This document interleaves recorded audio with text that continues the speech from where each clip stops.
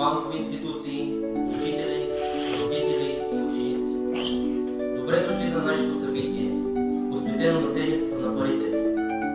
Международна инициатива, организирана от Фондация Инициатива за финансова грамотност и Фондация Образование 5.0, която насърчава младите хора да изграждат финансова култура, отговорно отношение към парите още от ранна възраст.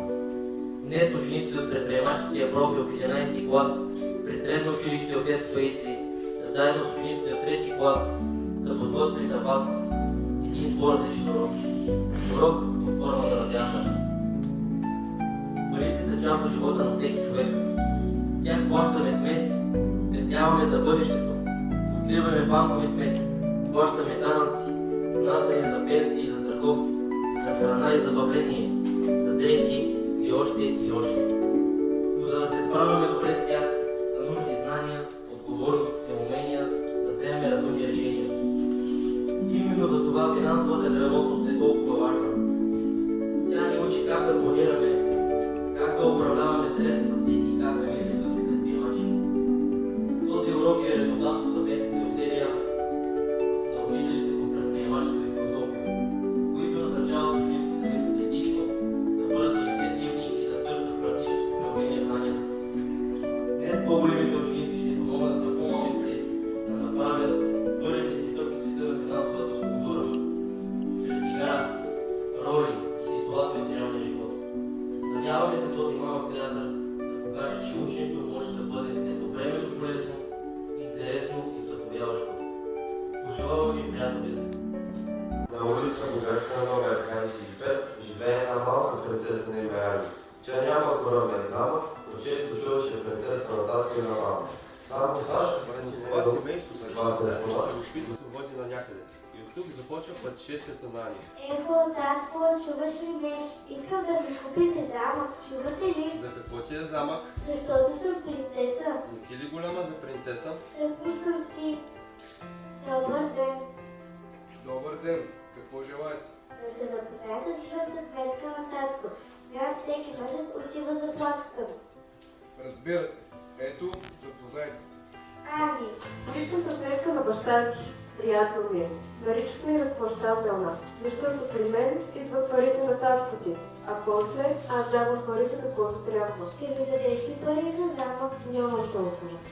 Мога да ти дам толкова пари, колкото татко ти е спестил, а те няма да стигне. Аз мога да ти дам парите за замък. Дай ми, моля ти се. Разбира се. Ето. Но трябва да ми ги върнеш. Това се нарича кредит. Така ли? Трябва да ти ги върна ли? Кога? По-малко всеки месец на вноски. Може и 10 години да ми ги връщаш, но накрая ще си ми дал доста повече пари от тези, които днес ти давам. Как така? Ами, защото ще правя услуга, като ще позволявам да си купиш замъка веднага, а после ще чакам цели 10 години да ми ги вършиш. Отказах се. Тогава ще бъда на 17 години и няма да ми трябва замък. Разбирам. А може ли аз да ти давам по-малко пари всеки месец, а после ти да ми връщаш повече, отколкото съм ти дала? Разбира се, това също е моя работа. Даваш ми пари, аз ги пазя и ползвам. И затова аз ти плащам лихва. Това се нарича депозит. Добре, ти ги пазиш, но мога да си взема пари от теб всеки път, когато искам да си купя сладолет, както от касичката ми. Не може толкова лесно да стане, ако държа парите ти на обикновен депозит. Тогава се разбираме да почакаш малко, преди да си ги вземеш обратно. А ако не почакам? Тогава парите ти няма да станат повече. Пък и има много по-важни неща от сладолета. Например, да спестиш за ново колело или да учиш това, което искаш. Всеки трябва да мисли за бъдещето. Сега можеш. Дай ми, за да мога после аз да ти дам. Значи за сладолет сега. Има и друг начин. Може да ми даваш по-малко пари и на мен, аз ще се грижа да се трупат и растат. След време ще ти върна добра сума. Даже може и да е доста по-голяма от тази на банката. Не е толкова сигурно. Все пак има риск, но пък и шансът за печалба е по-голям. Това ми хареса. Да взема повече пари, отколкото съм дала. Добре, като стана голяма, непременно ще дойда при вас. Заповядай, ще те чакаме. Хайде, че закъсняваме. За къде? За пенсиите. Какво? Мама и татко са млади. За какви пенсии говориш? Млади са, за да могат да живеят добре, когато остареят, трябва всеки месец да дават пари за пенсии. Добър ден, приятно ми. Аз събирам на парите, когато хората вече не работят. Добър ден, казвам се Ани. Мама и татко мечтат като се пенсионират да обикалят по света. Ще ми дадете ли толкова пари? От тях се зависи. Ако сега ми дадат повече пари, и аз един ден ще им дам повече. То две пенсии, дори директор мога да им дам. Ако сега заделят и за нея. Добре, но нещо не ми е ясно. Какво правиш с пари на татко, като ги събираш сега? Дали ще му ги върнеш чак когато остарее? Първата част плаща от пенсията на баба ти и на дядо ти. Втората част отива в личната сметка на баща ти и аз се грижа за тези пари да растат. Така и също с парите за третата пенсия. О, 3 пенсии, това ми хареса. И веднага ще би им харесал. Довиждане, като стана голяма, ще дойда при теб да си поговорим. Добре, ще те чакам. Бързаме, че данъците и осигуровките ни чакат. Данъци, осигуровки, това не ми звучи добре. Може да не ходи. Не може. Те са задължителни. И ако не ги платим, татко ти може да има големи проблеми. Кой говори такова за мен? Кой плаши децата с мен? Аз не съм в училище. Аз правя само добри. Извинявай, не знаех, а какви добри правиш? Построих новата детска градина. Нали много се хвалеше, че си най-хубава градина. Че имаш най-хубавата детска площадка. Да, аз го направих. О, благодаря ти, не знаех. А кой ви купи на учене в училище? Ви оправи копия. Пак аз. Благодаря, не знаех. А кой ви оправи улица? Да можеш да караш роля и без да разбиеш коне. Благодаря, не знаех. Аз дам пари за пътища, за болница, за училище, за наука, за изкуство, за толкова много неща. А за мен забравихте ли? Говорите ли си, ако се разболете или останете без работа? Ако е помогна, когато се роди и мама остана вкъщи да се грижи по теб. О, разбирам, и двамата сте много важни. Трябва да беше се запознахме. Никога вече няма да мисля, че мога да ви пренебрегвам. Благодаря, и пораснеш да не ме забравиш. Няма. Не искам да знаеш, че парите, които мама и татко дават, отиват за толкова важни неща. Хайде, че ще изпуснем тук водата и парното. Здравейте, ние сме битовите сметки. Аз съм Мани. Разбирам, че без вас не може. Всъщност без това може. Ще стоим на свещи, ще пеем и ще ядем само неща от хладилника. Не знаеш ли, че ходилникът работи благодарение на мен? Така ли? Не знам. Нали като го отвори свети, навсякъде където свети съм аз. Да, добре, сметки. Дай пари на тока, а за плащането, защо вземаш когато е лято? Защото ако ни плащате само през зимата, ще трябва голяма част от заплатата на баща ти да идва при мен. А така по-малко през цялата година остават пари за другите неща. Разбрах, благодаря ти да сме вкъщи през зимата. Кога въздухът е толкова вътре, а бъде почиш и тук, както дядо казва. Ще дойда, не се притеснявай. Хайде, Ани, ще изпуснем телефона, телевизора и интернета. О, здравейте! Ако искате, плащайте, ако искате, не дейте. Сметки, моля те платим, няма как без тях. Аз без телефон един ден не мога да преживея. Когато ми кажеш, че ще ми го вземат, ако определено не му вярвам. Така е, ние сме най-важни. Всеки нас търси, всеки нас ухажва. Ох, и тук платихме. Къде още ще ходим? Застрахователя. Так, пък защо? Защото аз помагам беда, защото съм добър, защото съм умен. Може да си каже и красив.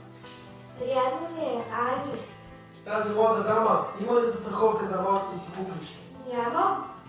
А трябва. Виждаш ли тези 10 коли? На всяка от тях съм направил застраховка. Да кажем, че са ми дали по 10 евро.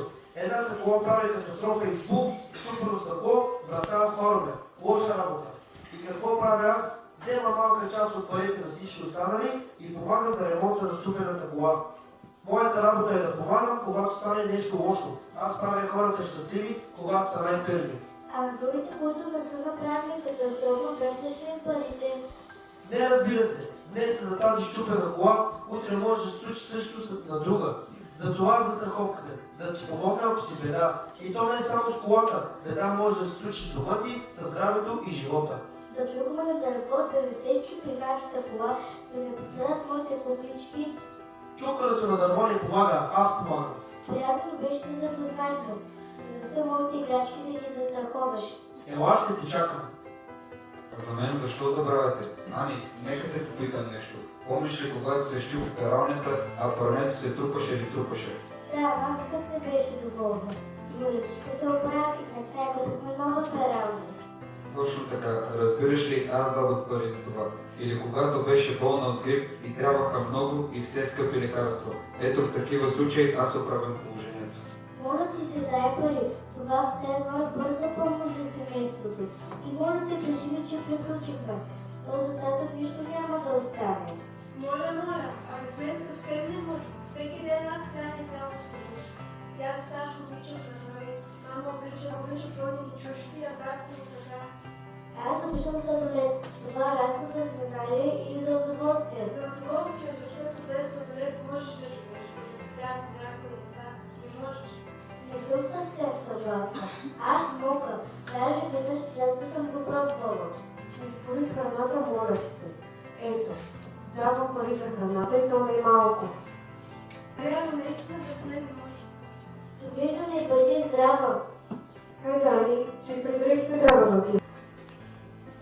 То се разбира, че ние сме най-важни. Няма да ходите голи и боси. Ето каква хубава роба има Ани от мен. И на Сашко вчера задох нова тениска. Заповядай. Моля те, нека сега да продължим при удоволствията. Стига тези продължителни неща. И аз съм задължителен. Аз подобрявам настроението. Правя хората щастливи.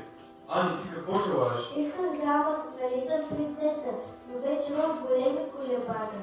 По-добре цял ден да съм в парка, изкачам на батута, да отида на бънчи и това е твърде много, като гледам колко пари вече раздаде сметката. Само веднъж на батуци искам. Добре, моля дайте пари. Заповядайте. И за удоволствието на мама и татко плащам. За ресторанта, където ще ходят приятели, за футбола на татко, прическата на мама. Стига, за тата съвсем нищо не остана.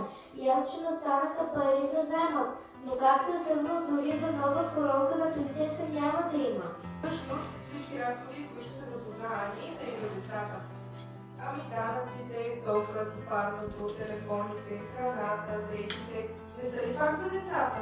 Дали ходите на училище, обути, облечени и нахранени? Страници, учебници и тежати. Да, така е. Но искам пари само за мен. Добре, ето. И за теб и за Сашко. Малко са, но вие се решавате какво да правите с тях. Може да ги изхарчите, а може и да спестите, поне част от тях. А после да си купите нещо по-голямо. Мерси, беше ли мама за какво ми харча? Ох, събра по главата от тази обиколка с сметката. Не вместо за толкова много неща косят мама и татко. Мисли само за това, което виждам. За храна, дрехи, играчки, за такива неща, които можеш да видиш и пипнеш. А то се оказа, че има много невидими неща, за които се плащат. Данъци, пенсии, осигуровки, застраховки, ток, вода. Няма вече да искам замък.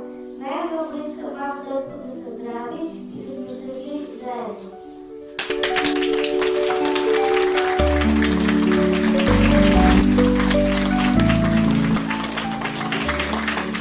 За участието и любопитството.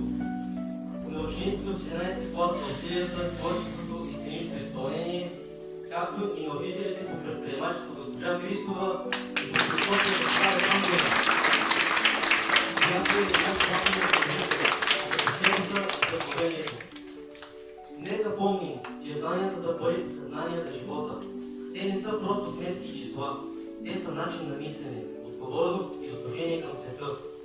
В този смисъл финансовата грамотност е своеобразна философия. Философия за разумния избор, за планирането и за бъдещето, което сами изграждаме.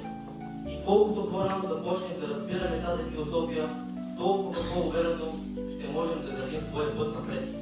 А благодарим ви, че бяхте наши гости.